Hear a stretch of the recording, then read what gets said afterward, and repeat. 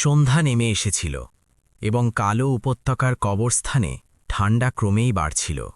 ৭০ বছরের কাছাকাছি পৌঁছে যাওয়া বিক্রম মালহোত্রা হঠাৎ ঘুম থেকে জেগে উঠলেন এবং অনুভব করলেন যে তিনি একটি কফিনের ভেতরে শুয়ে আছেন।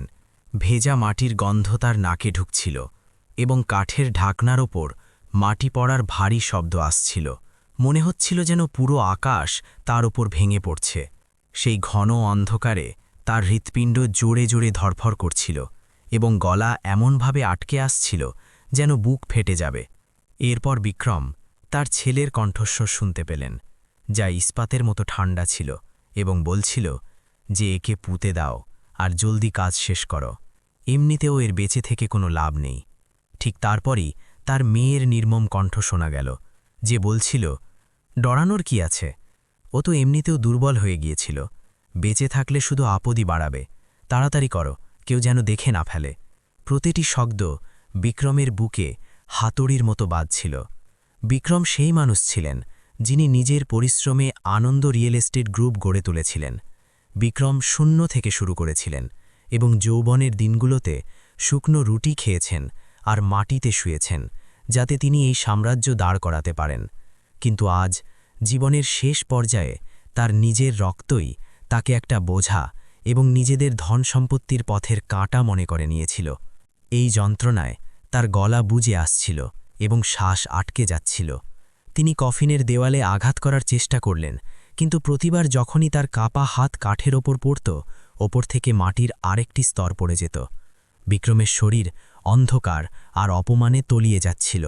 ঠিক সেই সময় কবরস্থানের এক কোণায় ৮ বছরের একটি মেয়ে, যার নাম মীরা, সে নিজের হাঁটুতে মাথা গুজে একটি বড় কবরের পাথরের পেছনে হাওয়া থেকে বাঁচার জন্য লুকিয়ে বসেছিল।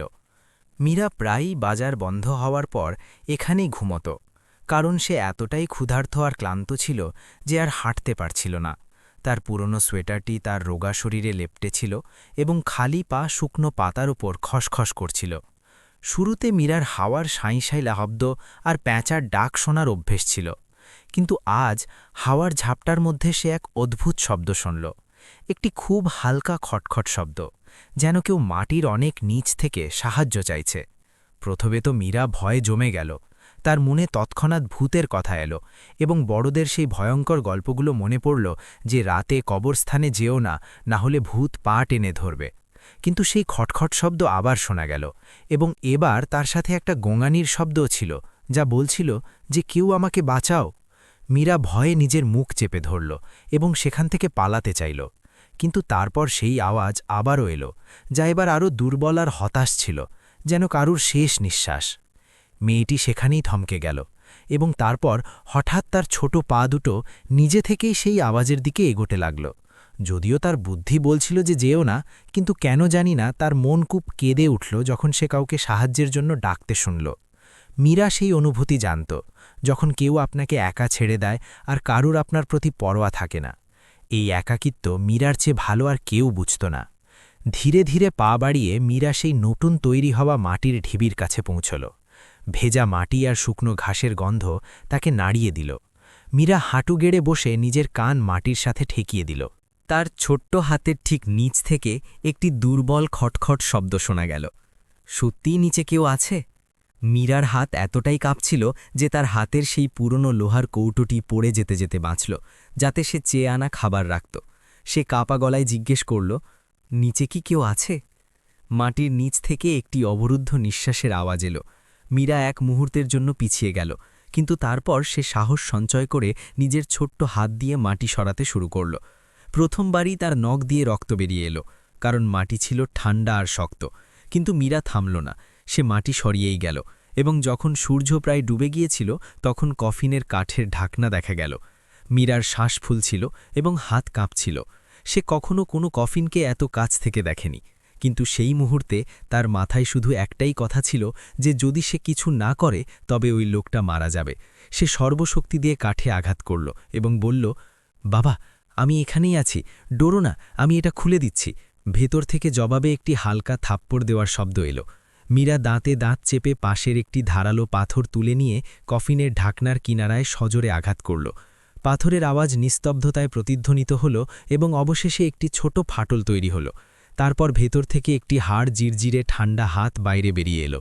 মীরা ভয়ে চিৎকার করে উঠতে যাচ্ছিল, কিন্তু সে সেই বৃদ্ধ লোকটির হাত ধরে ফেলল এবং পুরো শক্তি দিয়ে উপরের দিকে টানতে লাগল। সন্ধ্যার আবছা আলো বিক্রমের বসে যাওয়া মুখের ওপর পড়ল যখন কফিনের ঢাকনা খুলল। তার সাদা চুল এলোমেলো হয়েছিল, ঠোঁট নীল হয়ে গিয়েছিল এবং বুক এমনভাবে ধরফর করছিল যেন এক্ষুনি ফেটে যাবে। তিনি চোখ খুললেন এবং মীরাকে দেখলেন। তার বৃদ্ধ আর অসহায় চোখে এক অদ্ভুত কৃতজ্ঞতা ছিল। তার কণ্ঠস্বর এমন ছিল যেন তিনি অন্য দুনিয়া থেকে ফিরে এসেছেন। তিনি শুধু এটুকুই বললেন, শুক্রিয়া বেটা। শুধুই একটি বাক্য মীরার চোখে জল এনে দিল, কারণ তার মনে ছিল না যে শেষ কবে কেউ তাকে শুক্রিয়া বা ধন্যবাদ বলেছিল। মীরা তার ছোট হাত দুটো বিক্রমের কাঁধে রাখল এবং তাকে গর্ত থেকে বাইরে টেনে আনার চেষ্টা করতে লাগল। বিক্রমের ওজন অনেক বেশি ছিল, আর মীরা ঘাসের ডগার মতো হালকা, কিন্তু সেই মেয়েটি নিজের পুরো প্রাণ লাগিয়ে দিল। ঘাম, জল আর মাটি তার মুখে মাখামাখি হয়ে গিয়েছিল, কিন্তু মীরা থামল না। যখন বিক্রম গর্ত থেকে বাইরে বেরোলেন, দুজনেই মাটিতে লুটিয়ে পড়লেন এবং ঠান্ডা হাওয়ায় জোরে জোরে শ্বাস নিতে লাগলেন। মীরা কাঁপতে কাঁপতে বলল, বাবা, ঘুমোবে না, আমি তোমাকে সাহায্য করব। আর ঠিক সেই মুহূর্তে যখন বিক্রমের দুর্বল হাত মীরার ছোট্ট হাতটি ধরল, তখন দুই মানুষের ভাগ্য, একজন যাকে নিজেরা ত্যাগ করেছে এবং অন্যজন যাকে দুনিয়া ভুলে গেছে, একে অপরের সাথে জুড়ে গেল। মীরা টলমল পায়ে বিক্রমকে দাঁড় করাল। তার ছোট্ট কাঁধ সেই বিশাল মানুষের বোঝা বইবার জন্য শক্ত হল। সন্ধ্যা এখন গভীর অন্ধকারে বদলে যাচ্ছিল এবং হাওয়া আরও প্রবল হয়ে উঠল, যার ফলে গাছগুলো থেকে ভয়ঙ্কর শব্দ আসছিল।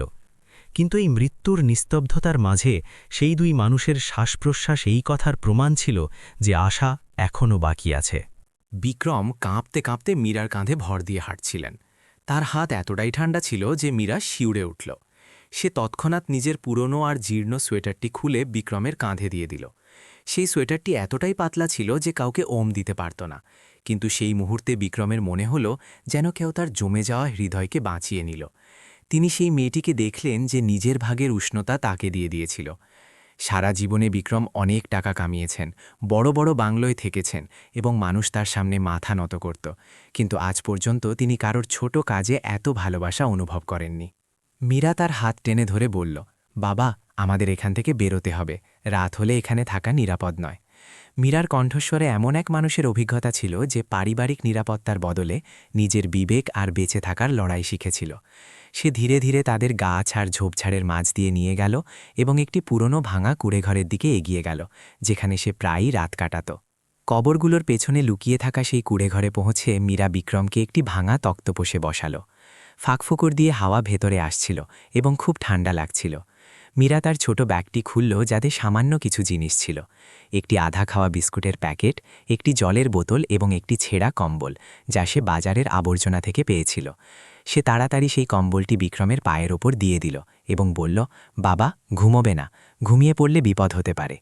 মীরা জলের বোতল তার মুখে ধরল এবং বলল, অল্প খেয়ে নাও, শক্তি পাবে। বিক্রমের হাত এতটাই কাঁপছিল যে তিনি বোতলটি ধরতে পারছিলেন না, তাই মীরা নিজেই তাকে জল খাওয়াল। জলের প্রতিটি ফোঁটা বিক্রমকে অনুভব করাল যে তিনি এখনও বেঁচে আছেন, যদিও এই জীবন ছিল খুব বেদনাদায়ক। যখন তার শ্বাস কিছুটা স্বাভাবিক হল, তখন বিক্রম ভারী গলায় জিজ্ঞেস করলেন, বেটা, তুমি এখানে একা কেন? মীরা মাথা নিচু করে নিল। তার কাঁধ হালকা করে কেঁপে উঠল। তার নিজের গল্প শোনানোর অভ্যাস ছিল না, কিন্তু বিক্রমের বলিরেখা পড়া মুখ আর চোখের জল দেখে তার মনে হল যে এই বাবাও তারই মতো একা। মীরা ধীরে ধীরে বলল, আমার কোনো ঘর নেই, বাবা মারা গেছেন, আর মা কোথায় গেছেন আমি জানি না। আমি বাজারে থাকি, কখনো কেউ খাবার দিলে খাই, না হলে না খেয়ে থাকি। যখন ক্লান্ত হয়ে যাই তখন এখানে এসে ঘুমিয়ে পড়ি, এখানে কেউ আমাকে তাড়িয়ে দেয় না। বিক্রমের বুক ফেটে গেল। একটি ৮ বছরের মেয়ে, যার হাত পা ফাটা আর জামাকাপড় পুরনো, সে কবরস্থানে একা ঘুমোয়, কারণ তার যাওয়ার মতো কোনো জায়গা নেই। তার নিজের ছেলের কথা মনে পড়ল, যাকে তিনি ছোটবেলায় সামান্য বাতাস লাগলেও আগলে রাখতেন, আর নিজের মেয়ের কথা, যাকে তিনি রাজকুমারীর মতো মানুষ করেছিলেন, আর আজ সেই সন্তানরাই তাকে মাটিতে পুঁতে দিয়েছিল। বিক্রমের গলা ধরে এলো এবং তিনি সেই কথা বললেন যা তিনি কখনো ভাবেননি যে বলবেন। তোমার জন্য আমার খুব দুঃখ হচ্ছে বেটা। মীরা মাথা তুলল। সে প্রায়ই মানুষের দয়া দেখত, কিন্তু বিক্রমের গলা আলাদা ছিল, তাতে কোনো কৃত্রিমতা ছিল না, বরং একজন দাদুর তার নাতনির জন্য আসল যন্ত্রণা ছিল। মীরা নিজের হাত বিক্রমের হাতের ওপর রাখল, যেন বলতে চাইল যে, বাবা, মন খারাপ করো না, আমি আছি তো। ঠিক তখনই কবরস্থানের দিক থেকে কুকুর ডাকার শব্দ এলো। মীরা ভয় পেয়ে বিক্রমকে জড়িয়ে ধরল। তার চোখ বড় হয়ে গেল। বিক্রম তার মাথায় হাত বুলিয়ে বললেন, ভয় পেও না, আমি আছি তো। তিনি এই কথাটি কেবল সাহস দেওয়ার জন্য বলেছিলেন, কিন্তু বলার সাথে সাথেই তিনি নিজের ভেতরে এক অদ্ভুত শক্তি অনুভব করলেন, যেন তিনি নিজের হারিয়ে যাওয়া গুরুত্ব ফিরে পেলেন। কুড়ে ঘরে আসা হালকা আলোতে মীরার হঠাৎ কিছু মনে পড়ল এবং সে বলল, বাবা, আমি দেখেছিলাম ওই লোকগুলো কালো গাড়িতে এসেছিল আর বলছিল যে তাড়াতাড়ি মাটি দাও। ওরা কারা ছিল বাবা? বিক্রমের শরীর শক্ত হয়ে গেল এবং তিনি নিজের মুঠি শক্ত করলেন। শ্বাস ভারী হয়ে এলো। তিনি জানতেন ওরা কারা। ওরা ছিল তার নিজের রক্ত, তার নিজের সন্তান, যারা কোনো দ্বিধা ছাড়াই তার জীবন শেষ করার সিদ্ধান্ত নিয়েছিল। এক অন্যরকম যন্ত্রণা জেগে উঠল, যা শরীরের নয় বরং আত্মার। স্মৃতির যন্ত্রণা, সেই বছরগুলোর যন্ত্রণা যা তিনি নিজের সন্তানদের জন্য কোরবানি করে দিয়েছিলেন।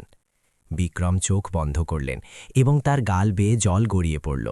মীরা দেখে নিজের ছোট্ট হাতে তার চোখের জল মুছিয়ে দিয়ে বলল, বাবা, কেঁদো না, আমি তোমাকে সাহায্য করব। আমরা কোনো ভালো মানুষকে খুঁজব যে আমাদের কথা শুনবে।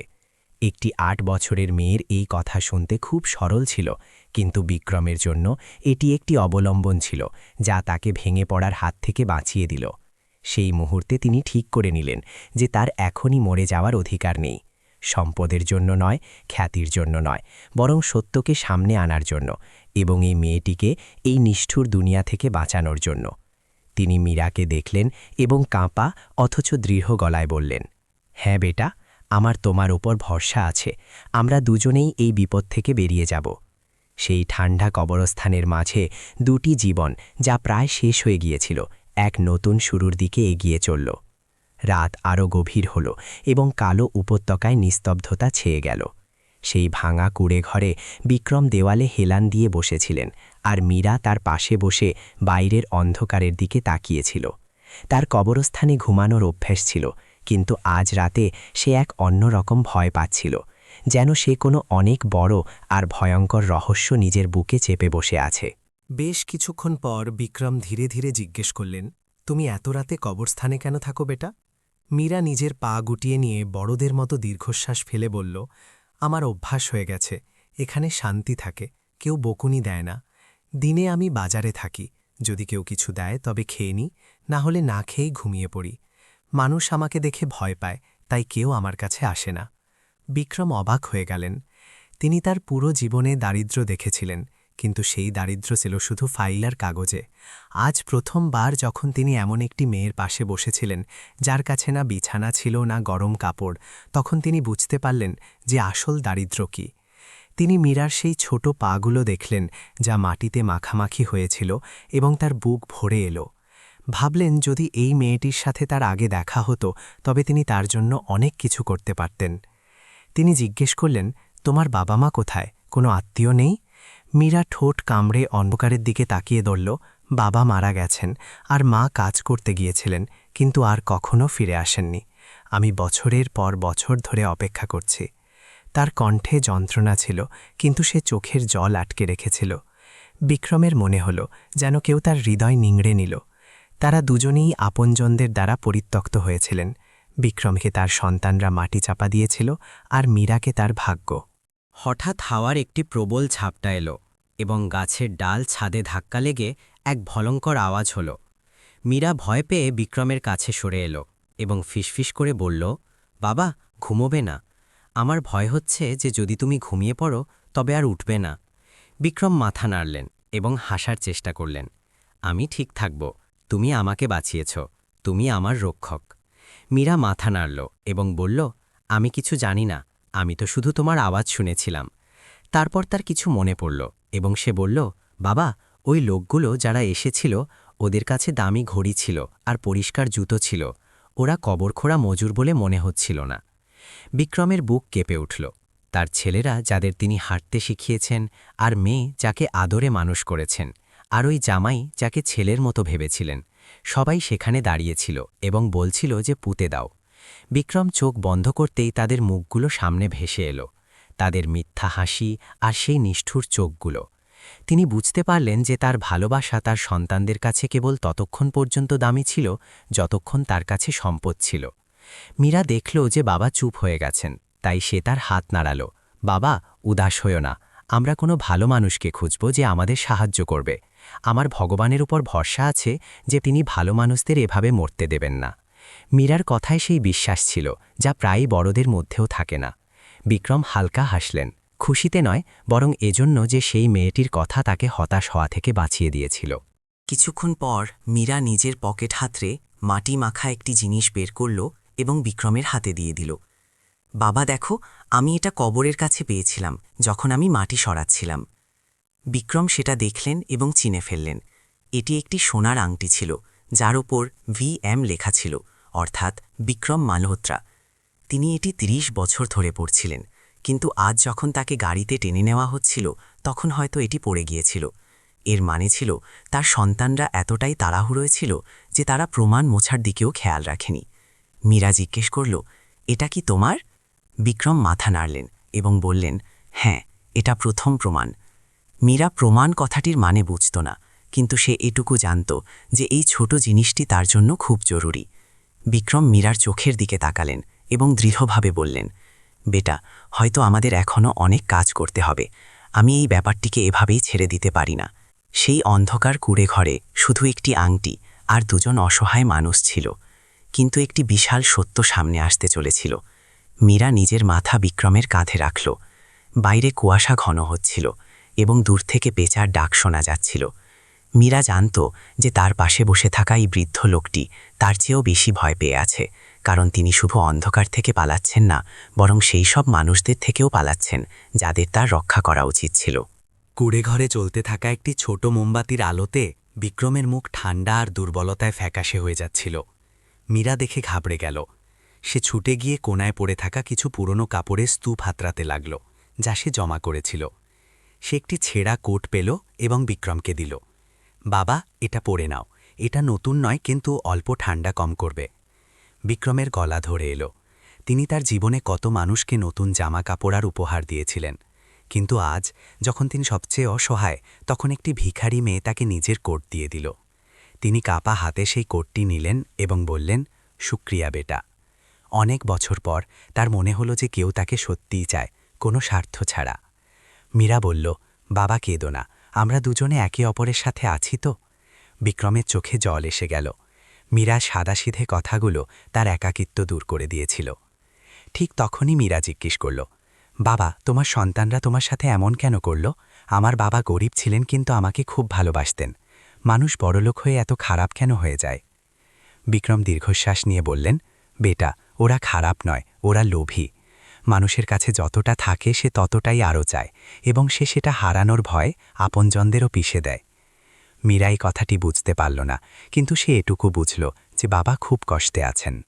তখনই বাইরে থেকে পায়ের আওয়াজ পাওয়া গেল। এটি হাওয়া বা পশুর আওয়াজ ছিল না, বরং ভারী জুতোর আওয়াজ ছিল, যেন কেউ কাউকে খুঁজছে। মীরা শ্বাস আটকে নিল এবং বিক্রমকে দেখল। বিক্রমও বুঝতে পারলেন যে ওই লোকগুলো ফিরে এসেছে। যদি তারা বিক্রমকে জীবিত দেখে ফেলে, তবে আজ রাতে তিনি আর বাঁচবেন না। মীরা তৎক্ষণাৎ উপস্থিত বুদ্ধি দেখাল এবং মোমবাতি নিভিয়ে দিল। কুড়ে ঘরে গভীর অন্ধকার ছেয়ে গেল। বাইরের পায়ের আওয়াজ দরজায় এসে থেমে গেল। সিগারেটের গন্ধ আর ভেজা মাটির ঘ্রাণ ভেতরে এলো। একটি লোকের গলা পাওয়া গেল। এখানে কেউ নেই, পূর্ব দিকে গিয়ে দেখো, আমার মনে হয়েছিল দরজাটা খোলা। মীরা বিক্রমের মুখ নিজের হাত দিয়ে চেপে ধরল, যাতে তার শ্বাসের আওয়াজও বাইরে না যায়। তার বুক হাতুড়ির মতো বাজছিল। দরজার বাইরে একটি লোক দাঁড়িয়েছিল এবং টর্চের আলো ভেতরে এদিক ওদিক ঘুরছিল। যখন আলো তাদের পাশ দিয়ে গেল, তখন মীরা বিক্রমকে শক্ত করে জড়িয়ে ধরল। কিছুক্ষণ পর সে লোকটি বলল, চলো এগিয়ে চলি। যখন পায়ের আওয়াজ দূরে চলে গেল, তখন মীরা হাত সরাল। দুজনেই জোরে জোরে শ্বাস নিতে লাগলেন, যেন মৃত্যুর মুখ থেকে ফিরে এসেছেন। বিক্রম কাঁপতে কাঁপতে বললেন, ওরা আমাকেই খুঁজছে। যদি ওরা জানতে পারে যে আমি বেঁচে আছি, তবে ওরা আমাকে ছাড়বে না। মীরা নিজের ভয়ে গিলে নিয়ে বলল, বাবা ডরো না, আমি তোমাকে বাঁচাবো। কাল সকাল হতেই আমরা এখান থেকে চলে যাব। এই জায়গা আর নিরাপদ নয়। বিক্রমের মনে হলো যেন তার হৃদয় কেউ মুঠো করে ধরেছে। একটি মেয়ে যার নিজের সহায়তার প্রয়োজন, সে তার রক্ষা করছে। তিনি মীরার মাথায় হাত রাখলেন এবং বললেন, আমি আমার জীবনের জন্য তোমার কাছে ঋণী হয়ে রইলাম বেটা। মীরা বলল, আমি সেটাই করেছি যা আমার বাবা শিখিয়েছিলেন, যে বিপদে কাউকে ছেড়ে পালাতে নেই। রাত আরও গভীর হল এবং বিক্রম নিশ্চিত হলেন যে এটি কেবল শুরু। যদি তাকে বেঁচে থাকতে হয় এবং নিজের নির্দোষিতা প্রমাণ করতে হয়, তবে তাকে এই মেয়েটির সাথেই এগিয়ে যেতে হবে। পরের দিন সকালে যখন সূর্যের প্রথম কিরণ কালো উপত্যকার গাছগুলোর ফাঁক দিয়ে আসছিল, মীরা আগেই জেগে গিয়েছিল। সে বিক্রমের পাশে বসে বাইরের দিকে তাকিয়েছিল। রাতটা এত ভয়ঙ্কর ছিল যে সে ঘুমোতে পারেনি। তার ভয় ছিল যে চোখ খুললেই দেখবে বিক্রম মারা গেছেন অথবা ওই লোকগুলো ফিরে এসেছে। বিক্রম তখনও ঘুমোচ্ছিলেন এবং তার শ্বাস খুব ধীর ছিল। মীরা ঘাবড়ে গিয়ে তার বুকে হাত রাখল। ধরফড়ানি চলছিল কিন্তু খুব দুর্বল। সে বিক্রমকে নাড়িয়ে ডাকল, বাবা ওঠো, সকাল হয়ে গেছে, আমাদের এখান থেকে যেতে হবে। বিক্রম অনেক কষ্টে চোখ খুললেন। তার প্রতিটি অঙ্গ যন্ত্রণায় টনটন করছিল। তিনি মীরার চিন্তিত মুখ দেখলেন এবং বললেন, বেটা, আমার মধ্যে আর হাঁটার শক্তি নেই। মীরা জানত যে যদি তারা এখানে থাকে তবে মারা যাবে। তার চোখে জল এসে গেল এবং সে বলল, আমি তোমাকে এখানে মরতে দেব না।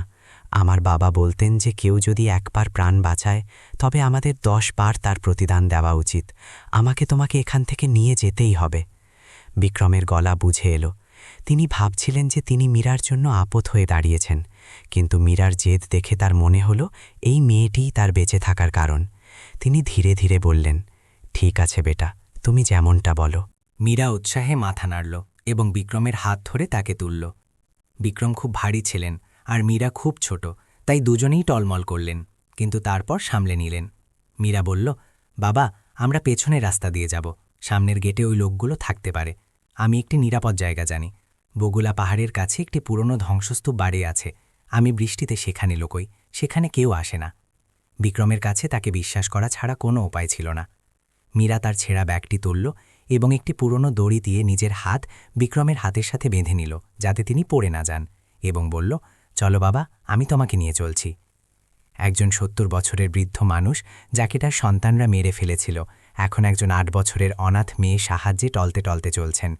তাদের দুজনের হাত একটি পুরনো দড়ি দিয়ে বাঁধা ছিল। এই দৃশ্য যে কারোরই মন গলিয়ে দেওয়ার মতো ছিল। তারা কবরস্থানের পেছনের রাস্তা দিয়ে বাইরে বেরোলেন। রাস্তাটি ছিল খুব সরু এবং দুপাশে ছিল উঁচু উঁচু ঘাস। প্রতিটি পদক্ষেপ একটি চ্যালেঞ্জ ছিল। বিক্রম বারবার পড়ে যাচ্ছিলেন, আর মীরা তাকে সামলাচ্ছিল আর বকুনি দিচ্ছিল, বাবা, ঘুমোবে না, ঘুমিয়ে পড়লে উঠতে পারবে না। অর্ধেক পথ পার হওয়ার পর বিক্রম থেমে গেলেন এবং জোরে জোরে হাঁপাতে লাগলেন। মীরা ঘাবড়ে গেল। বাবা, কি হয়েছে? কষ্ট হচ্ছে? বিক্রম বুকে হাত রাখলেন এবং বললেন, মীরা, আমার সব মনে পড়ে গেছে। তার কণ্ঠস্বর কাঁপছিল। মীরা তার হাত টিপে ধরল। কি মনে পড়েছে বাবা? বিক্রম দূরের পাহাড়ের দিকে তাকিয়ে বললেন, সেদিন রাতে পরিচারিকা আমার ঘরে এলো আর বলল যে রোহান আমার সাথে বেসমেন্টে দেখা করতে যায়, সম্পত্তির ভাগের কথা বলার জন্য। আমার মনে হয়েছিল ও হয়তো শুধরে গেছে, কিন্তু যখন আমি নিচে গেলাম তখন সেখানে দুজন অপরিচিত লোক ছিল আর রোহান দাঁড়িয়েছিল। ও বলল যে বুড়োটা ভীমরতিতে ধরেছে, সব কিছু আমাকে দিয়ে দাও। আমি কিছু বলার আগেই আমার মাথায় পেছন থেকে আঘাত করা হলো। যখন আমার চোখ খুলল তখন আমি কফিনে ছিলাম। মীরার শরীর ঠান্ডা হয়ে গেল। সে বুঝতে পারল যে এটি কত ভয়ঙ্কর একটি ষড়যন্ত্র ছিল। বিক্রম কাঁদতে কাঁদতে বললেন, আর মাটি চাপা দেওয়ার লোকটা অন্য কেউ নয়, আমার বড় ছেলে রোহানি ছিল। ওর গলা আমি চিনি। ও বলেছিল, পুঁতে দাও একে। মীরার এত ভয় লাগল যে তার পেটে মোচড় দিয়ে উঠল। সে সারল্যের সাথে জিজ্ঞেস করল, ওরা এত খারাপ কেন বাবা? তুমি তো ওদের মানুষ করেছিলে। বিক্রম মাথা নিচু করে নিলেন। আমারই ভুল বেটা, আমি টাকাকে সম্পর্কের অপরে রেখেছিলাম। আমার মনে হয়েছিল সবকিছু দিয়ে দিলে ওরা আমাকে ভালোবাসবে, কিন্তু যতটা দিয়েছি ওরা ততটাই লোভী হয়ে উঠেছে। ওরা বাবা মাকে শুধু একটা সিন্দুক ভেবেছে। মীরা ধীরে ধীরে বলল, আমি বড়লোক নই, কিন্তু আমি তোমাকে সত্যিই ভালোবাসি। আমার বাবা বলতেন, ভালোবাসা মন থেকে হয়, পকেট থেকে নয়। বিক্রমের চোখে জল এসে গেল এবং তিনি হালকা হাসলেন। মীরা তার হাত টানল। বাবা, সাহস করো, আমরা পৌঁছাতে চলেছি। ওই পাহাড়ের ওপারে সেই ধ্বংসস্তূপ। আর এভাবেই তারা চলতে থাকলেন, একজন ধোঁকা খাওয়া বাবা আর একজন পরিত্যক্ত মেয়ে, দুই অপরিচিত যারা এখন একে অপরের আশ্রয়। সামনের পথ ছিল লম্বা, কিন্তু সত্যের লড়াই এখন শুরু হয়ে গিয়েছিল। বগুলা পাহাড় সামনে দাঁড়িয়েছিল, পাথর আর লম্বা সাদা ঘাসে ঢাকা, যা হাওয়ায় এমনভাবে দুলছিল যেন হাজার হাজার শুকনো হাত হাতছানি দিচ্ছে। মীরা বিক্রমের হাত ধরে ধীরে ধীরে এগোচ্ছিল। বিক্রমের প্রতিটি পদক্ষেপ ভারী ছিল, যেন তিনি হাঁটছেন না, বরং নিজেকে টেনে নিয়ে যাচ্ছেন। যখনই তার পা পিছলে যাচ্ছিল, মীরা তৎক্ষণাৎ পেছন ফিরছিল এবং নিজের ছোট্ট হাত দিয়ে তাকে সামলাচ্ছিল। সে বারবার মিনতি করছিল আর বলছিল, বাবা, আর অল্প দূর, সাহস হারিও না। তার কণ্ঠস্বরে ভয় আর জেদ দুই ছিল। কিন্তু মানুষের সাহসেরও একটা সীমা থাকে। পাহাড়ের মাঝপথে পৌঁছতে বিক্রম হাঁটু গেড়ে পড়ে গেলেন। তার মুখ ফ্যাকাশে হয়ে গেল এবং তিনি মাটিতে হাত রেখে কাঁপতে লাগলেন।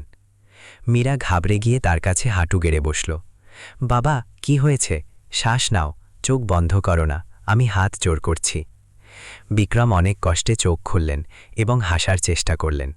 বিটা, আমি শুধু ক্লান্ত হয়ে গেছি, অল্প বিশ্রাম করলেই হাঁটতে পারব। মীরা এদিক ওদিক দেখল। পাহাড় উঁচু ছিল এবং হাওয়া ছিল খুব প্রবল, নিচে গভীর খাদ। সে বলল, এখানে বিশ্রাম করা যাবে না বাবা, খুব বিপজ্জনক। আমি তোমাকে ওই নিচের জায়গাটাতে নিয়ে চলছি, ওখানে হাওয়া কম। মীরা পুরো শক্তি দিয়ে তাকে তুলল। বিক্রম ভারী ছিলেন আর মাটি ছিল পিচ্ছিল। ২-৩ বার তারা পড়তে পড়তে বাঁচলেন, কিন্তু জানি না সেই মেয়েটির মধ্যে কোথা থেকে এত শক্তি এলো যে সে তাকে টেনে নিচে একটি সমতল জায়গায় নিয়ে এলো। যেই মীরা বিক্রমকে বসালো, সে তার পেট থেকে গুড়গুড় আওয়াজ শুনল। মীরা বুঝতে পারল যে বাবা ক্ষুধার্ত। সে তৎক্ষণাৎ নিজের ব্যাগ খুলল এবং শুকনো রুটির একটি টুকরো আর জলের বোতল বের করল। বাবা, এটা খেয়ে নাও, রুটি শক্ত, কিন্তু খালি পেটের চেয়ে তো ভালো। বিক্রম সেই ভাঙা রুটিটি হাতে নিলেন এবং মীরাকে দেখলেন। আর তোমার কি বেটা, তুমি খাবে না? মীরা হাসল এবং তার ভাঙা দাঁতগুলো বেরিয়ে পড়ল, যাতে তাকে আরও নিষ্পাপ লাগছিল। আমি খেয়ে নিয়েছি বাবা, আমি তোমার আগে খেয়ে নিয়েছিল।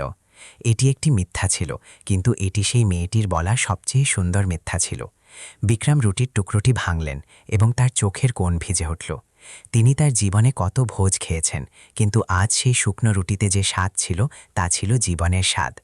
খাওয়ার পর মীরা তার কাছে এসে বসল এবং বড়দের মতো গম্ভীর হয়ে বলল, বাবা, যদি ওই লোকগুলো আমাদের খুঁজতে খুঁজতে এখানে চলে আসে, তবে আমরা কি করব? ওদের চোখগুলো ওই লোকগুলোর মতো যারা বাজারে নীলকুকুর ধরতে আসে। বিক্রম দিনভর শ্বাস নিলেন। এই জন্যই আমাকে লুকিয়ে থাকতে হবে। যদি ওরা জানতে পারে যে আমি বেঁচে আছি, তবে ওরা এবার কোনো ভুল করবে না। মীরা হাঁটুতে মাথা রাখল এবং চুপ হয়ে গেল। সে জানত বাবা সত্যি বলছেন।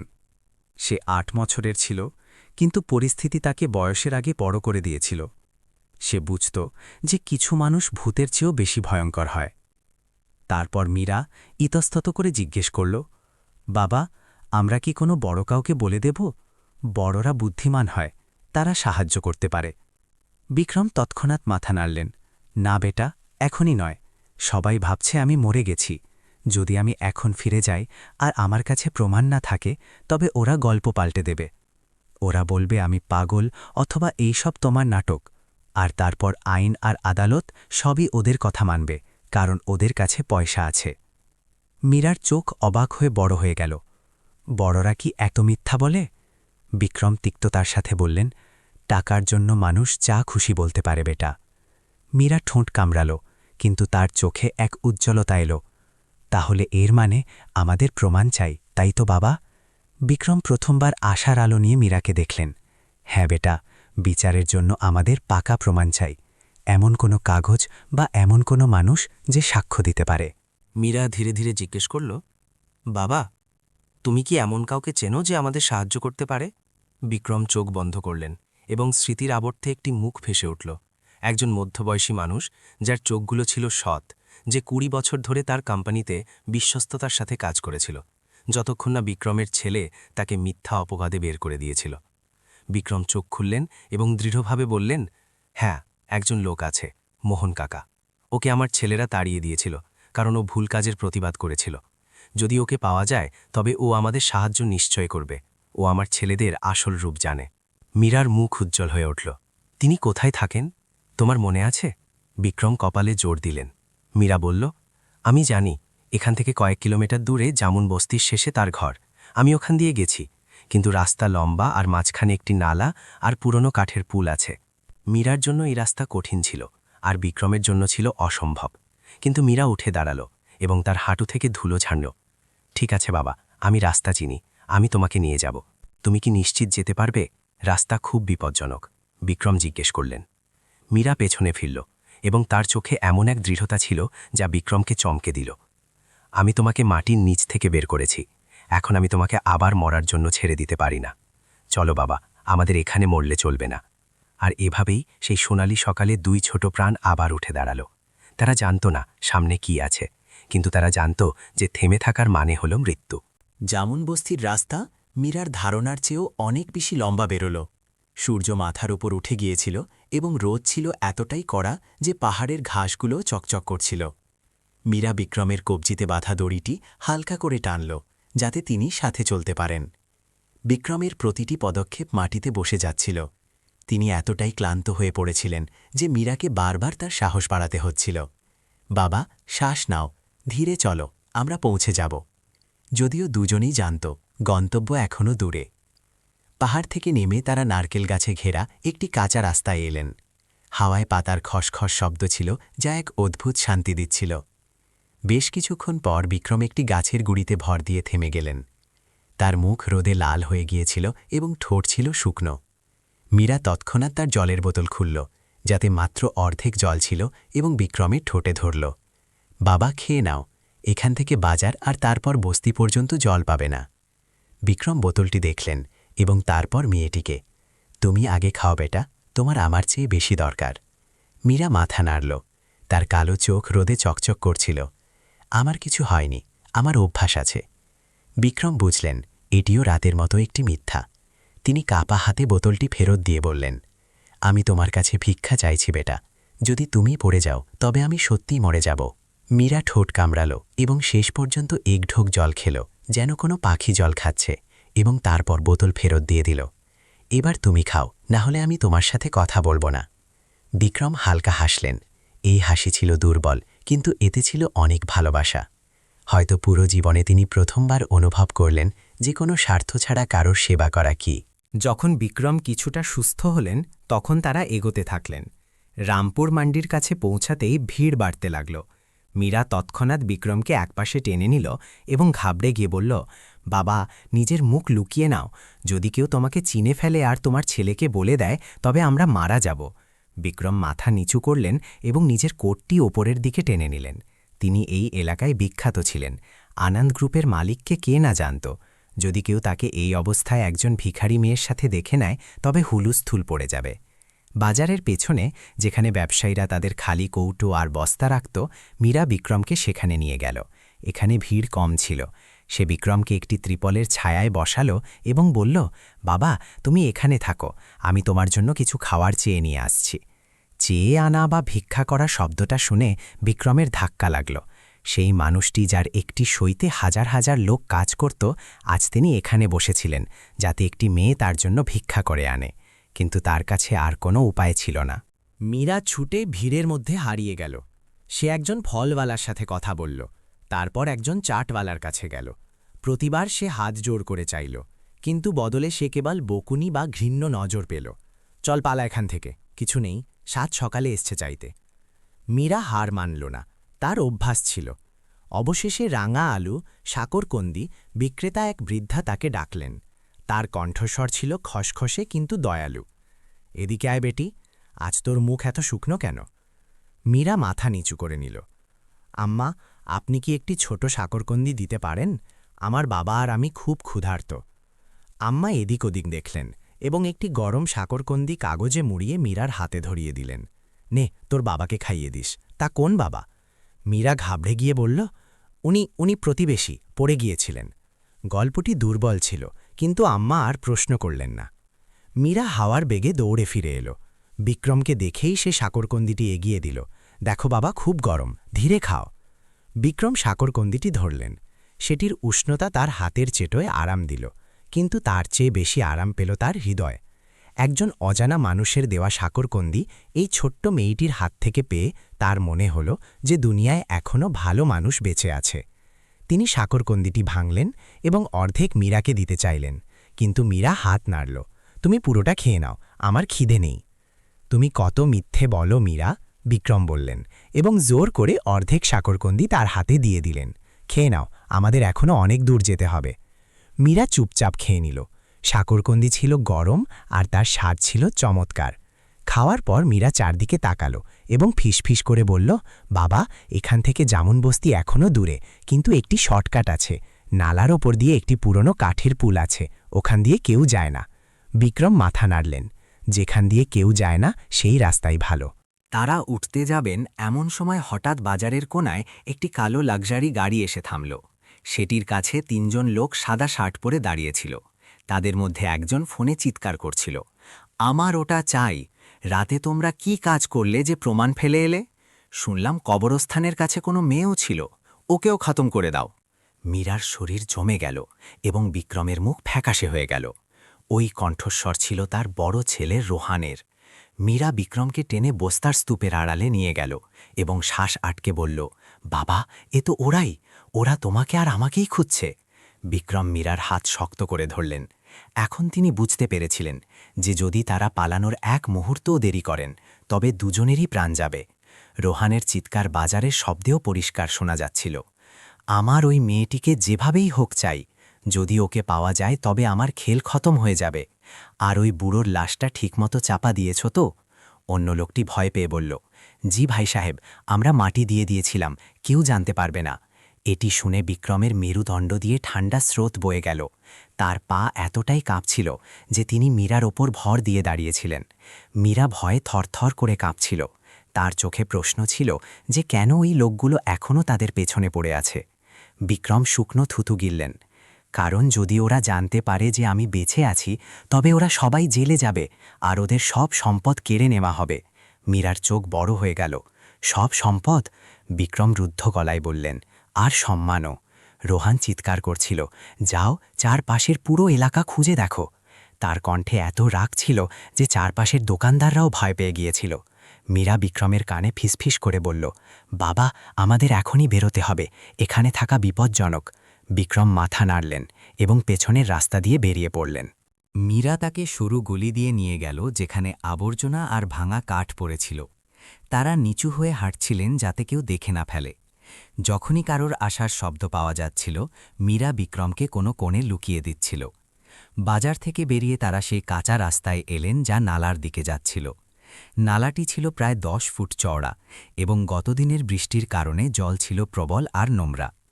মীরা পাড়ে দাঁড়িয়ে আন্দাজ করতে লাগল, বাবা, আমাদের ওই পারে যেতে হবে।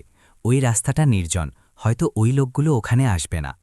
বিক্রম উত্তাল জল দেখলেন এবং তার বুক কেঁপে উঠল। তারা আগে কখনো এমন নালা পার হননি। তিনি সবসময় গাড়ি আর জাহাজে যাতায়াত করতেন। মীরা তার চটি খুলে গভীরতা মাপার জন্য নামল। জল কোমর পর্যন্ত ছিল আর খুব ঠান্ডা। সে বলল, বাবা, আমার কাঁধ ধরুন, আমি আপনাকে নিয়ে চলব। এই কথা শুনতে অদ্ভুত লাগছিল, কিন্তু এর মধ্যে একটা প্রাণ বাঁচানোর জেদ ছিল। বিক্রম ধীরে ধীরে জলে নামলেন। ঠান্ডায় তার শরীর আড়ষ্ট হয়ে গিয়েছিল এবং তিনি পড়েই যাচ্ছিলেন যে মীরা তাকে ধরে ফেলল। বাবা, ভয় পাবেন না, আমি আছি। সে ধীরে ধীরে এগোতে লাগল। নিচের কাদা খুব পিচ্ছিল ছিল, কিন্তু মীরা ভারসাম্য বজায় রাখল এবং নিজের ছোট্ট শরীর দিয়ে জলের তোড় আটকে বিক্রমকে পড়ে যাওয়া থেকে বাঁচাল। যখন তারা অন্য পাড়ে পৌঁছালেন, দুজনেই কাঁধায় মাখামাখি হয়ে পড়ে গেলেন আর জোরে জোরে নিঃশ্বাস নিতে লাগলেন। মীরা হাঁপাতে হাঁপাতে জিজ্ঞেস করল, বাবা, ক্লান্ত হয়ে গেছেন? বিক্রম বললেন, ক্লান্ত হয়েছি, কিন্তু বেঁচে আছি। মীরার মুখে একটা হালকা হাসি ফুটে উঠল, যা বৃষ্টির পরের রোদের মতো ছিল। সেখান থেকে তারা আরও 1 কিলোমিটার হাঁটলেন। এখন রাস্তা জনশূন্য ছিল, শুধু নারকেল গাছের হাওয়া আর ভেজা মাটির গন্ধ ছিল।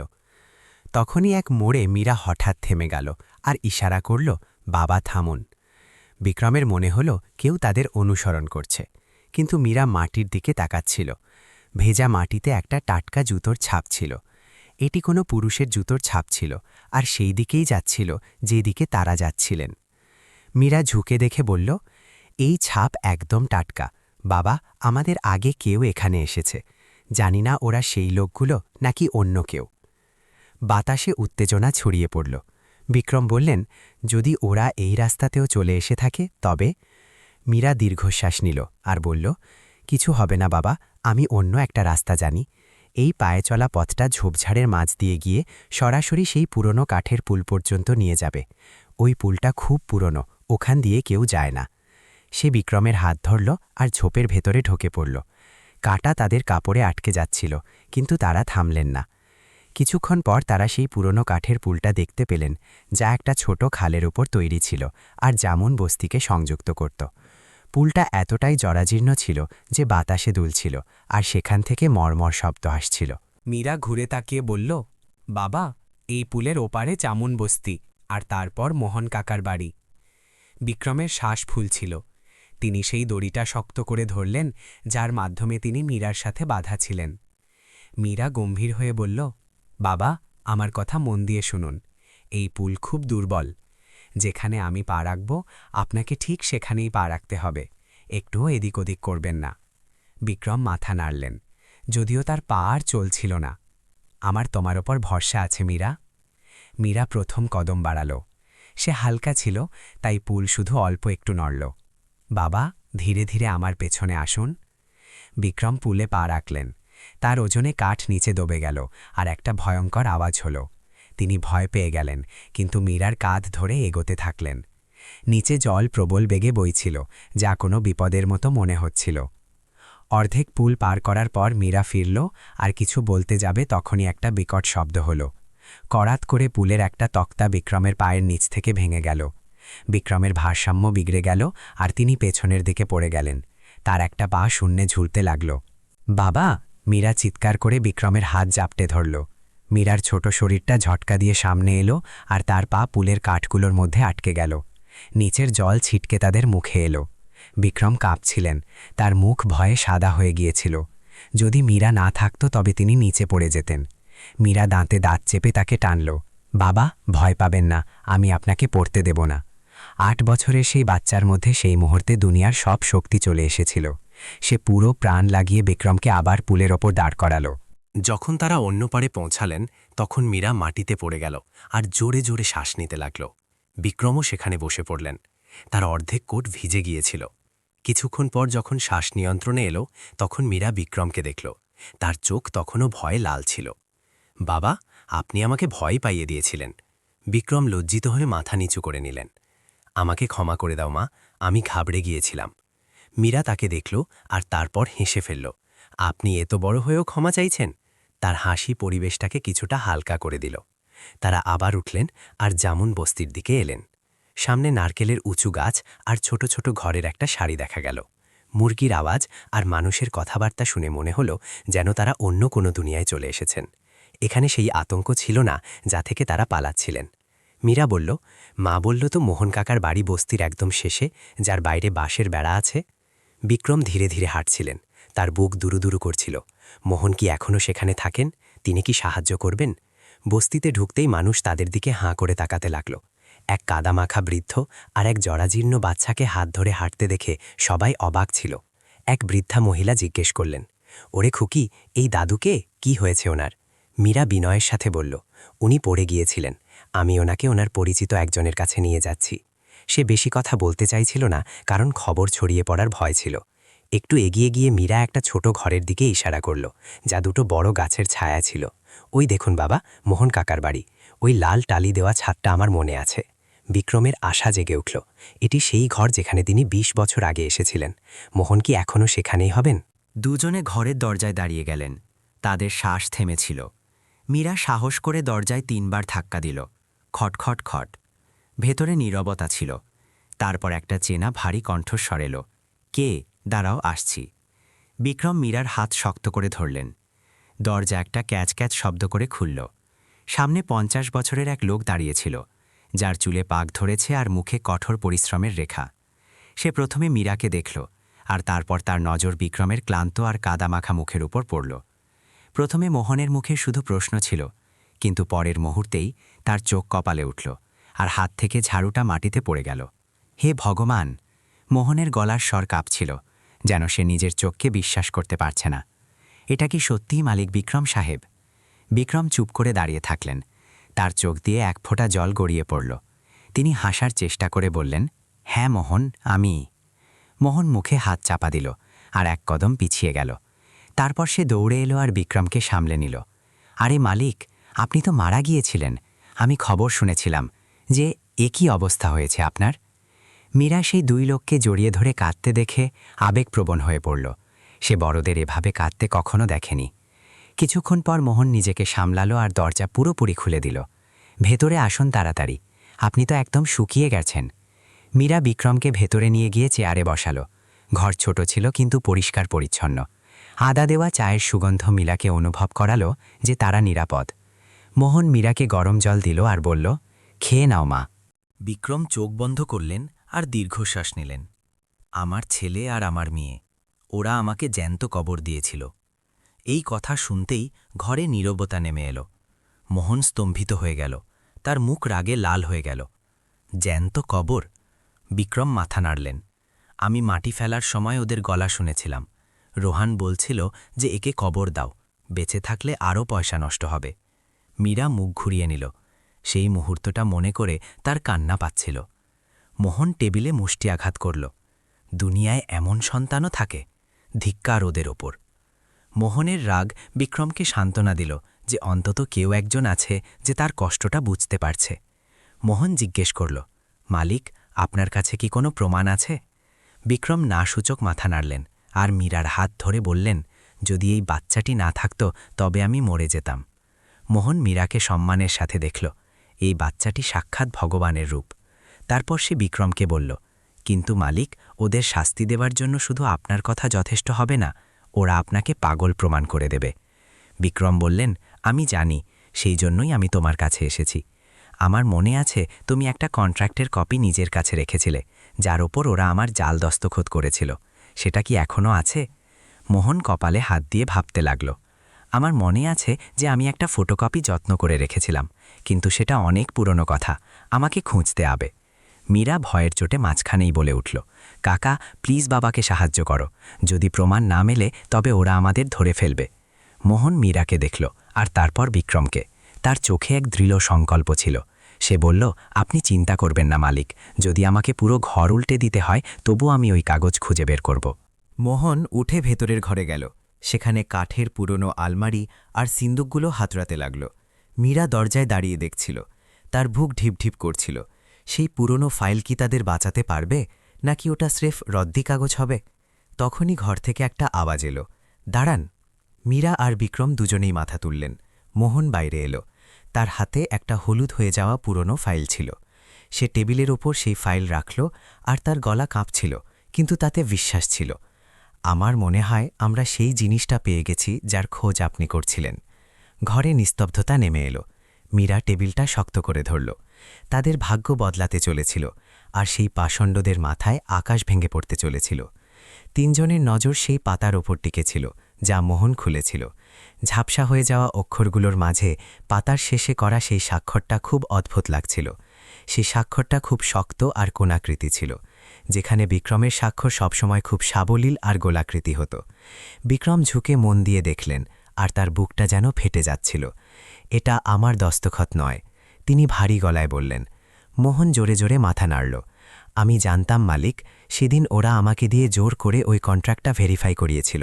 আমি দেখেই চিনে ফেলেছিলাম যে এটা নকল, কিন্তু যখন আমি প্রতিবাদ করলাম তখন ওরা আমার উপরই তৎসরূপের বদনাম দিয়ে দিল, আর আমাকে এক সকালেই চাকরি থেকে বের করে দিল। মীরা পাতাটা দেখল আর তারপর বিক্রমকে। তার গলা কেঁপে উঠল। বাবা কি আপনার ছেলে আপনার জাল দস্তখত করেছিল? বিক্রম মাথা নাড়লেন, কিন্তু কিছু বলতে পারলেন না। তার হৃদয়ে রক্তক্ষরণ হচ্ছিল।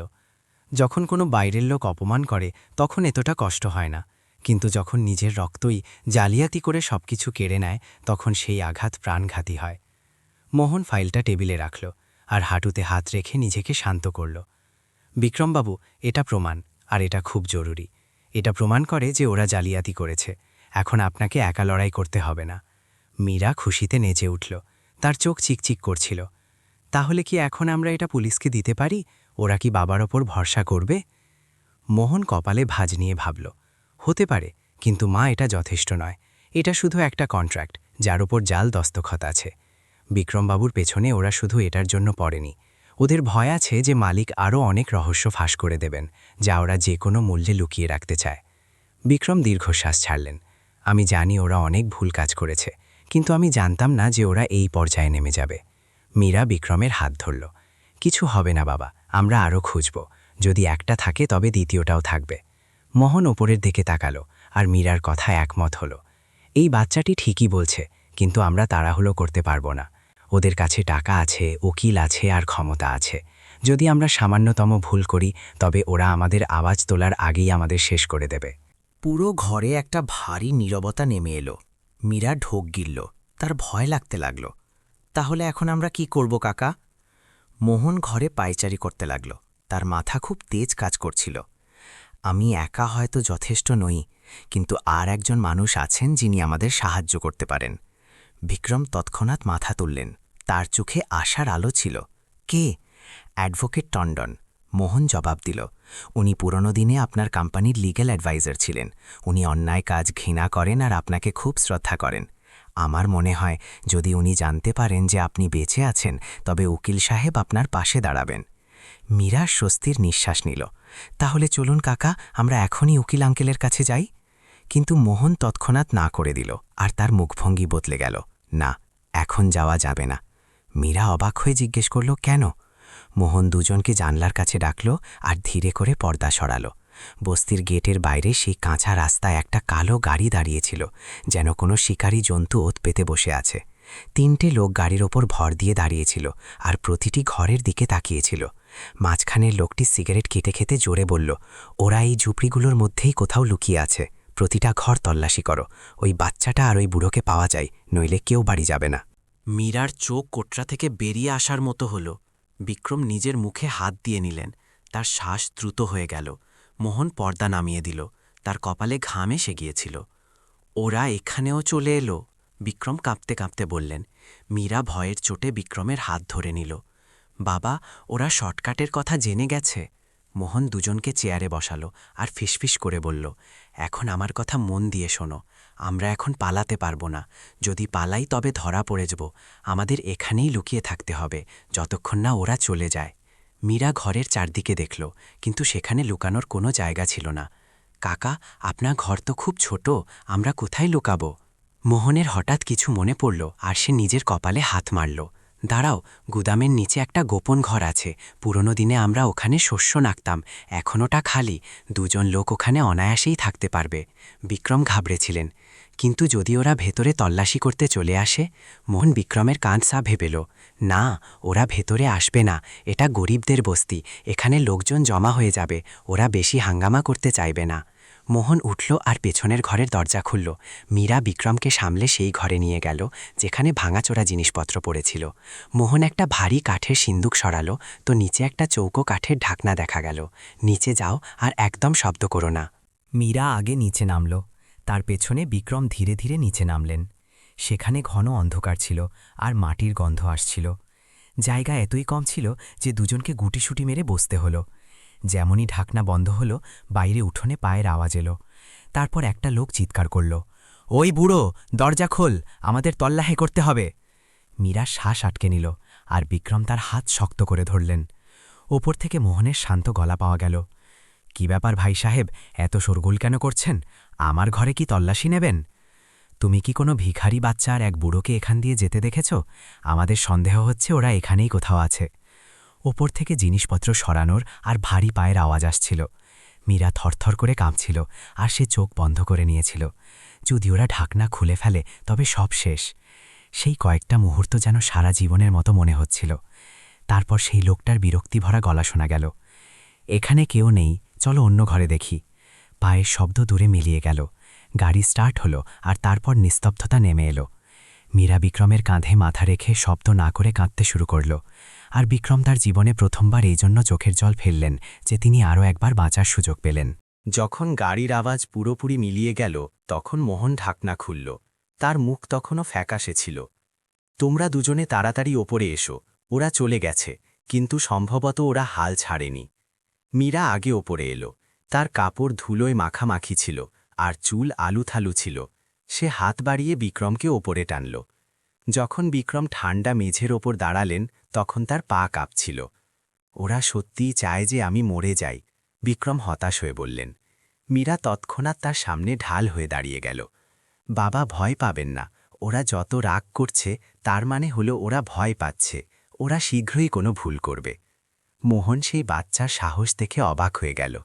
বিক্রম মীরাকে দেখলেন আর তার মন গলে গেল। মোহন চেয়ার টেনে দরজায় লাগিয়ে দিল আর নিচু স্বরে বলল, এখন আমার কথা শোনো। এই জায়গা এখন নিরাপদ নয়। হতে পারে ওরা রাতে ফিরে আসবে। আমাদের যত দ্রুত সম্ভব জায়গা বদলাতে হবে। বিক্রম মাথা নাড়লেন, কিন্তু তার চোখে ক্লান্তি ছিল। এখন কোথায় যাব? আমার চলার শক্তি নেই। মোহন কিছুক্ষণ ভেবে বলল, আমার এক বন্ধু সুন্দরবনের ঘন জঙ্গলের কাছে থাকে। সেই জায়গাটা খুব নির্জন। ওখানে ওরা পৌঁছাতে পারবে না, কিন্তু রাস্তা লম্বা আর পায়ে হেঁটে যেতে হবে। বিক্রমবাবু, আপনি কি হাঁটতে পারবেন? বিক্রম নিজের কাঁপতে থাকা হাতগুলো দেখলেন। মীরা তৎক্ষণাৎ তার হাত ধরে নিল। আমি বাবাকে সাহায্য করব। যদি উনি হাঁটতে না পারেন তবে আমি ওনাকে টেনে নিয়ে যাব। আমি খুব শক্তিশালী। বিক্রম হেসে ফেললেন। এই হাসি তেতো ছিল, কিন্তু সত্যি ছিল। মা, আমার ওজন তোমার ওই পুরনো ব্যাগের চেয়ে অনেক বেশি। তুমি আমাকে কিভাবে তুলবে? মীরা মুখ ফোলালো। আপনি আমাকে দুর্বল ভাবছেন? আমি অনেক খাবার খাই। এই কথাটি পরিবেশটাকে কিছুটা হালকা করে দিল। কিন্তু তারপর মোহন গম্ভীর হয়ে গেল। আমরা দিনে যেতে পারবো না। রাত হওয়ার অপেক্ষা করতে হবে। রাত প্রায় 2 বা 3টের দিকে। ওই সময় ওরা নিশ্চিন্ত থাকবে আর ঘুমিয়ে থাকবে। মীরা দেয়ালে টাঙানো পুরনো ঘড়িটা দেখল। তখনও রাত 8টাও বাজেনি, অর্থাৎ তাদের আরও কয়েক ঘন্টা এখানেই থাকতে হবে। মোহন বলল, হ্যাঁ, আর একদম চুপচাপ থাকতে হবে। মীরা বিক্রমকে একটা তক্তপোষের উপর বসালো আর তার উপর একটা চাদর দিয়ে দিল। সে নিজের পকেট থেকে বেঁচে থাকা শুকনো বিস্কুট বের করল আর বিক্রমকে দিল। বাবা, একটু খেয়ে নিন, নইলে রাস্তায় মাথা ঘুরে যাবে। বিক্রম সেই শুকনো টুকরোটা দেখলেন আর মীরার মাথায় হাত বুলিয়ে দিলেন। তুমি খেয়ে নাও মা, আমার না খেয়ে থাকার অভ্যেস আছে। মীরা তেজ দেখালো। আমি খেয়ে নিয়েছি। যদি আপনি না খান তবে আমি আপনার সাথে কথা বলবো না। বিক্রম সেই বাচ্চার চোখের দিকে তাকালেন। তিনি বুঝতে পারছিলেন না যে এত বিপদের মাঝে এই ছোট্ট প্রাণটি তাকে জীবনের সবথেকে বড় পাঠ কিভাবে শেখাচ্ছিল, যে সামনে নরক থাকলেও বাঁচতে তো হবেই। তিনি অর্ধেক বিস্কুট খেলেন। সেটা গলায় আটকে যাচ্ছিল, কিন্তু তার স্বাদ মিষ্টি ছিল। বাইরে হাওয়া বেড়ে গিয়েছিল আর আকাশ কালো হয়ে গিয়েছিল, যেন বৃষ্টি আসবে। মোহন দরজা বন্ধ করতে করতে বলল, যদি বৃষ্টি হয় তবে ওরা রাতে আর ফিরবে না। আমাদের জন্য বেরোনো সহজ হয়ে যাবে। মীরা জানলার ফাঁক দিয়ে বাইরে দেখল আর আশার সাথে বলল, যদি বৃষ্টি হতো। বিক্রম শুধু সামনে তাকিয়েছিলেন।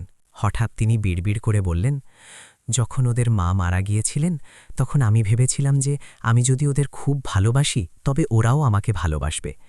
কে ভেবেছিল? তার গলা বুঝে এলো।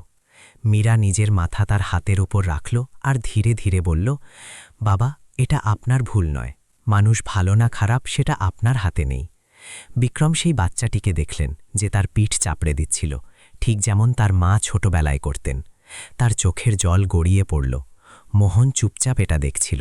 তারপর সে বলল, বিক্রমবাবু, বেঁচে থাকাই আপনার জয়। যদি আপনি মরে যেতেন তবে ওরা জিতে যেত। এখন হার মানার সময় নয়। বিক্রম ঢোক গিললেন আর ধীরে ধীরে মাথা নাড়লেন। হ্যাঁ, আমি এখনও মরিনি। আমাকে ফিরে যেতে হবে, বদলা নেবার জন্য নয়, বরং এই জন্য যাতে ওরা অন্য কারোর সাথে এমনটা না করতে পারে। বাইরে মেঘ ডাকার শব্দ হলো, হাওয়া ঠান্ডা হয়ে গেল আর মাটির সুবাস আসতে লাগল। মীরা খুশিতে চনমন করে উঠল। বৃষ্টি এসেছে বাবা, বৃষ্টি এসেছে। ছাদে টুপটাপ বৃষ্টির শব্দ বাড়ল। উঠোনে জল জমতে লাগল, যা সেই পায়ের ছাপগুলোকে মুছে দিল যা কিছুক্ষণ আগেই তৈরি হয়েছিল। যখন ঘড়িতে রাত 2টো বাজল তখন মোহন নিজের পুরনো রেনকোট পরল আর মীরা ও বিক্রমকে একটা করে প্লাস্টিকের শীট দিল। বৃষ্টি খুব প্রবল ছিল আর ঠান্ডাও, কিন্তু এই বৃষ্টি তাদের জন্য একটা আশীর্বাদ ছিল। এখন না হলে কখনোই না, মোহন গম্ভীরভাবে বলল। এ তো বৃষ্টিতে কেউ পাহারা দেবে না। মীরা বিক্রমের হাত শক্ত করে ধরল। বাবা, সাবধানে হাঁটুন, আমি আছি তো। বিক্রম দুর্বল হাসির সাথে বললেন, আমি আজ যদি বেঁচে থাকি তবে তোমার জন্য মীরা। মীরা মুখ বেঁকাল আপনি বেঁচে আছেন যাতে কাল আমাকে আপনার পুরো গল্প শোনাতে পারেন। বিক্রমের হাসি পেয়ে গেল। এই স্বস্তিটুকু সেই ভারী রাতে খুব মূল্যবান ছিল। মোহন দরজা খুলল। হাওয়া আর বৃষ্টি অন্ধকারের ঠান্ডা আঙুলের মতো ভেতরে ঢুকে এলো।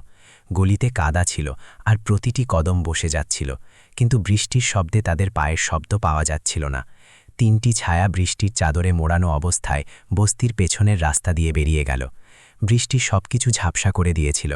গাছগুলোকে শুধু কালো ছায়ার মতো মনে হচ্ছিল, আর দূরের স্ট্রিট লাইট কোনো ভুতুরে চোখের মতো জ্বলছিল। বিক্রম চলতে চলতে মীরার কাঁধে ভর দিচ্ছিলেন। সেই বাচ্চাটি 8 বছরের ছিল, কিন্তু লোহার তৈরি ছিল। সে একবারও অভিযোগ করেনি। কিছুক্ষণ পর মীরা মোহনের পাঞ্জাবি টানল। কাকা, বাবা ক্লান্ত হয়ে গেছেন। আমরা কি ওই কালভার্টের নিচে কিছুক্ষণ দাঁড়াতে পারি? মোহন একটা ছোট কালভার্টের দিকে তাকালো, যা একটা শুকনো নালার উপর তৈরি ছিল। ঠিক আছে, কিন্তু মাত্র 5 মিনিট। বৃষ্টি প্রবল, ওরা আমাদের দেখতে পাবে না, কিন্তু থেমে থাকা বিপজ্জনক। তিনজনে কালভার্টের নিচে কুঁকড়ে বসলেন। বৃষ্টির শব্দ কোনো দামামার মতো বাজছিল। নালায় যে জল কাল পর্যন্ত ছিল না, এখন তা টইটম্বুর। মীরা বিক্রমের গা ঘেঁষে বসল, যাতে তাকে একটু ওম দিতে পারে। বিক্রম তার ভেজা চুলগুলো দেখলেন, আর তার মন ভরে গেল। মা, তোমার কি খুব ঠান্ডা লাগছে? মীরা মাথা নাড়ল, আর জলের বিন্দুগুলো ছিটকে গেল। আমার অভ্যেস আছে বাবা, বাজারে বৃষ্টিতে শোয়া এর থেকেও বেশি ঠান্ডার হয়। এই কথাটি সে এতটাই নিষ্পাপভাবে বলল যে বিক্রমের হৃদয়ে বিঁধে গেল। যে বাচ্চাটিকে হাজার হাজার লোক রোজ অবহেলা করত, সে আজ তার প্রাণ বাঁচাচ্ছিল। তিনি মীরার গাল ছুলেন। তোমার এমন জীবন পাওয়া উচিত ছিল না মা। মীরা হাসল। যদি আমি এমন না হতাম, তবে আপনাকে কে বাঁচাত? বিক্রম কিছু বলতে পারলেন না। আপনি কি কখনো কোনো বাচ্চাকে এক বৃদ্ধের রক্ষা করতে দেখেছেন, যেন সে দুনিয়ার সবথেকে মূল্যবান সম্পদ? মোহনকে নিজের মুখ ঘুরিয়ে নিতে হলো, যাতে সে নিজের চোখের জল লুকাতে পারে। বিক্রম, যাকে একসময় আয়রন ম্যান বলা হতো, আজ সেই বাচ্চার গলায় লেগে মোমের মতো গলে গিয়েছিলেন। মোহন বলল, এবার চলি। মীরা বিক্রমকে দাঁড় করাল। আমি তৈরি। তারা এগোল, আখের ক্ষেত পার করল, জলমগ্ন রাস্তা দিয়ে গেল, আর সুন্দরবনের জঙ্গলের কিনারে পৌঁছাল। কিন্তু চলতে চলতে মীরার কিছু একটা অদ্ভুত লাগল। কাকা, সামনে ওই আলোটা কিসের? এটা কোনো ঘরের আলো তো নয়। মোহন চোখ কুচকে বৃষ্টির ওপারে দেখল। দূরে কাঁচা রাস্তায় হলুদ আলো নড়ছে। ওটা বিদ্যুৎ ছিল না, আর মোহনের টর্চও না, ওটা গাড়ির হেডলাইট ছিল। তারপর আরও একটা, আর আরও একটা। মীরা মোহনের পাঞ্জাবি টানল। কাকা, ওখানে 3টে গাড়ি আছে। মোহনের মুখ ভয়ের চোটে সাদা হয়ে গেল। সর্বনাশ হয়েছে, ওরা সামনে রাস্তা আটকে রেখেছে। বিক্রম সেখানেই জমে গেলেন। এটা হতে পারে না, ওরা এই রাস্তা জানল কিভাবে? মোহন দাঁতে দাঁত চিপল। কেউ খবর দিয়েছে, বস্তিতে নিশ্চয়ই কেউ বলে দিয়েছে। মীরা ঠোঁট কামড়াল। এখন আমরা কি করব কাকা? মোহন চারদিকে দেখল। দুদিকে খোলা মাঠ ছিল, পেছনে বস্তি ছিল, যেখানে ফিরে যাওয়া মানে মৃত্যু, আর সামনে 3টে গাড়ি ধীরে ধীরে তাদের দিকে আসছিল। আর ঠিক সেই মুহূর্তে প্রথম গাড়ির হেডলাইটের আলোয় একটা ছায়া বাইরে এলো। মীরা তাকে তৎক্ষণাৎ চিনে ফেলল। ওটা রোহান ছিল, বিক্রমের বড় ছেলে। সেই লোকটা যে পুরো সম্পত্তি হাতানোর জন্য নিজের বাবাকে মৃত ঘোষণা করে দিয়েছিল। সে বৃষ্টিতে ভিজতে ভিজতে তাদের দিকে এগোচ্ছিল, আর তার হাঁটার ভঙ্গি এতটাই নিশ্চিন্ত ছিল, যেন সে কোনো সাধারণ কাজ করতে এসেছে। তফাৎ শুধু এই যে সে নিজের বাবার শিকার করতে এসেছিল। মীরা শ্বাস আটকে নিল, আর তার হাত বিক্রমের হাতের ওপর শক্ত হয়ে বসল। বিক্রম অনুভব করলেন যে বাচ্চাটি কাঁপছে, কিন্তু প্রথমবার তার মনে হল যে তিনি মৃত্যু আর জীবনের মাঝখানের রেখায় দাঁড়িয়ে আছেন। রোহান ধীরে ধীরে হাঁটছিল। পেছন থেকে গাড়ির আলোর কারণে তার ছায়া লম্বা আর ভয়ঙ্কর লাগছিল। বৃষ্টি তার মুখে পড়ছিল, কিন্তু সে শান্ত ছিল। এক শয়তানি শান্তি ছিল। মীরার সাহস জবাব দিচ্ছিল, কিন্তু সে বিক্রমের আগে দাঁড়িয়ে গেল। মোহনও ভাবের আগে চলে এলো, কিন্তু তার পিঠ ভয়ের চোটে ভিজে গিয়েছিল। রোহান তাদের থেকে মাত্র কয়েক মিটার দূরে এসে থামল। সে তিনজনকে এমনভাবে দেখল যেন সে জানত যে ওরা এখানেই মিলবে। সে হাসল, এক এমন ঠান্ডা হাসি যা বৃষ্টিও ধুয়ে দিতে পারবে না। আমি জানতাম তোমরা এখানেই মিলবে। বাবা, আপনি সত্যিই খুব ঘাড়তেরা। কবর দেওয়ার পরেও বাইরে চলে এলেন। বিক্রমের বুক জ্বলতে লাগল। তিনি সবসময় চেয়েছিলেন যে তার ছেলে তাকে ভালোবেসে বাবা বলে ডাকুক, কিন্তু আজ সেই শব্দটি গালির মতো মনে হচ্ছিল। রোহান মীরাকে দেখল আর বলল, এই ছোট্ট ভিখারিনীটা আমার অনেক কাজ বিগড়ে দিয়েছে। মীরা বিক্রমের পেছনে দাঁড়িয়েছিল। তার হাত বৃষ্টিতে ভেজা ছিল, কিন্তু রাগে কাঁপছিল। আপনি আমাদের ভয় দেখাতে পারবেন না। আপনি ভুল কাজ করেছেন, আর আপনি ধরা পড়বেন। রোহান জোরে হাসল, আর তার হাসি ফাঁকা মাঠে প্রতিধ্বনিত হল। আরে দেখো তো, আজকালকার বাচ্চারা আমাকে ধরবে। কে বিশ্বাস করবে একে? এক রাস্তার ভিখারি বাচ্চা, আরেক ভীমরতি ধরা বুড়ো। সে বিক্রমের দিকে তাকিয়ে বলল, হয়তো বাবার তো এটাও মনে নেই যে তিনি কিসে সই করেছিলেন। বিক্রম মীরার হাত শক্ত করে ধরলেন আর এক কদম এগিয়ে গেলেন। যদিও তিনি ভিজেছিলেন আর দুর্বল লাগছিলেন, কিন্তু তার চোখে সেই চমক ছিল যা আগে কখনো ছিল না। তুমি ভুল রোহান। তার গলা নিচু ছিল, কিন্তু হাওয়াকে চিরে যাচ্ছিল। আমার সব মনে আছে, প্রতিটি দস্তখত, প্রতিটি কন্ট্রাক্ট, আর তোমার প্রতিটি ষড়যন্ত্র। আমার সেই ফোন কলটাও মনে আছে যা তুমি আমাকে মারার আগে করেছিলে। রোহানের চোয়াল শক্ত হয়ে গেল। আর আমার এটাও মনে আছে, বিক্রম বলতে থাকলেন, যে ছেলেকে আমি সবথেকে বেশি ভালোবাসলাম সেই আমার মুখে মাটির প্রথম কোপটা ফেলেছিল। মীরার ফুপিয়ে কান্না বেরিয়ে গেল। মোহন মুঠি শক্ত করল। এক মুহূর্তের জন্য নীরবতা নেমে এলো, যা কোনো ঝড়ের আগের নিস্তব্ধতা ছিল। তারপর রোহান কাঁধ ঝাঁকাল। যদি আপনার এত সব মনেই থাকে বাবা, তবে আপনার বেঁচে থাকার কোনো অধিকার নেই। সে ইশারা করল, আর বাকি দুটো গাড়ি থেকে 3টে লোক বেরিয়ে এলো। তাদের হাতে লোহার রড আর লাঠি ছিল। সেই কালো ছায়াগুলো তাদের দিকে ঝাঁপিয়ে পড়ল, যেন ক্ষুধার্ত নেকড়ে। মীরা চিৎকার করল, বাবা, কাকা, সরে যাও। মোহন মীরাকে ধাক্কা দিয়ে পাশে সরিয়ে দিল, কিন্তু এক গুন্ডা বিক্রমের কাঁধ ধরল আর তাকে মাটিতে ফেলে দেওয়ার চেষ্টা করল। মীরা ঝাঁপিয়ে পড়ল, আর সে সেই লোকটার হাতে কামড় বসিয়ে দিল। সেই লোকটা ব্যথায় চিৎকার করল, আর সে মীরাকে একটা জোরালো চড় মারল। মীরা পড়ে গেল। মীরা! বিক্রম চিৎকার করে উঠলেন। তার চোখের রক্ত নেমে এলো। জানি না তার মধ্যে কোথা থেকে শক্তি চলে এলো। তিনি সেই লোকটার উপর ঝাঁপিয়ে পড়লেন আর মীরাকে নিজের কোলে তুলে নিলেন, যাতে ওর আর চোট না লাগে।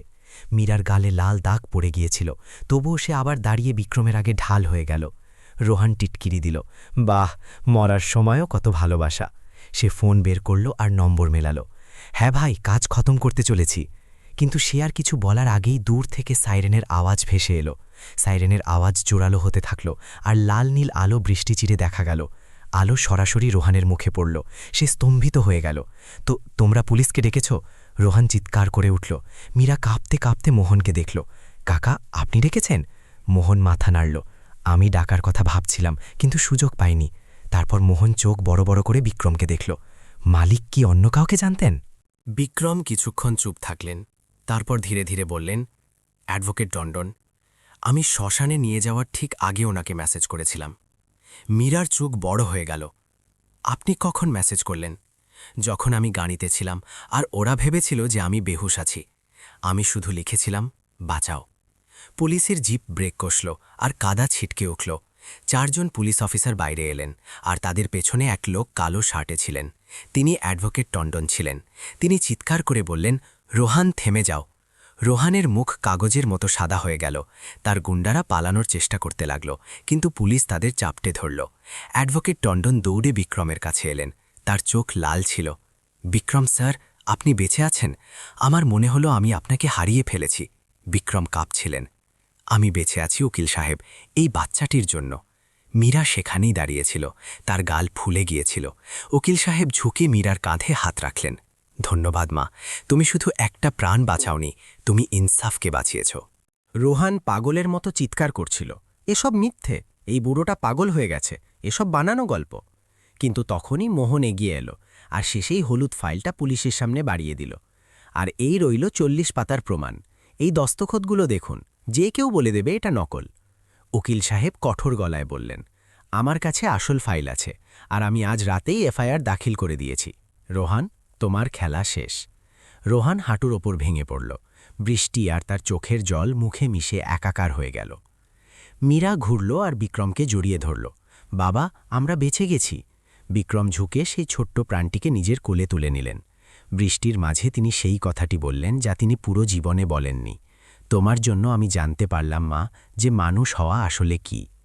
মীরা ভেজা চোখে হাসতে হাসতে বলল, আমি জানতাম বাবা। দূরে আকাশ পরিষ্কার হতে শুরু করেছিল, আর ভোরের হালকা আলো দেখা যাচ্ছিল। এই সকালটা খুব আলাদা ছিল। এটি ছিল এক নতুন শুরু, সেই ইনসাফের, সেই সম্পর্কের যা রক্তের না হয়েও রক্তের থেকে গভীর ছিল।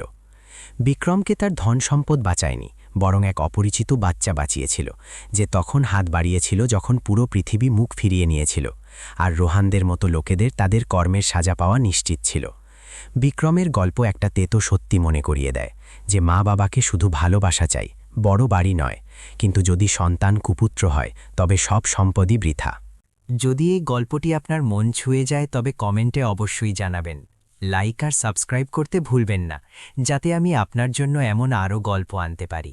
শেষ পর্যন্ত দেখার জন্য ধন্যবাদ। আপনি আর আপনার পরিবার সব সময় সুরক্ষিত থাকুন।